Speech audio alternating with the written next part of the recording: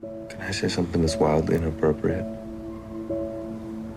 If it has anything to do with death, dying, or cancer, I don't think I can take it. Actually, it's about the opposite. Okay. Let's have a baby.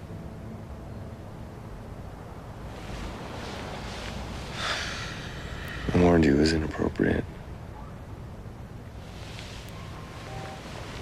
I'm touched that you want to do this for me, but having a baby,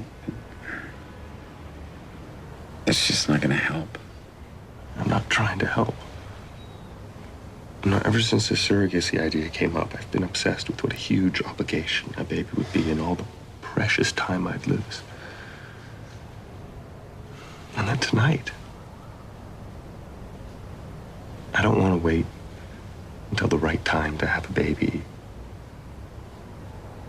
And there is no right time. But there is a wrong time. All I can do right now is think about Kitty, and that wouldn't be fair to a baby or to you. Maybe in a couple of months. Now you sound like me. I'm sorry. No. We'll wait. I love you. I love you too.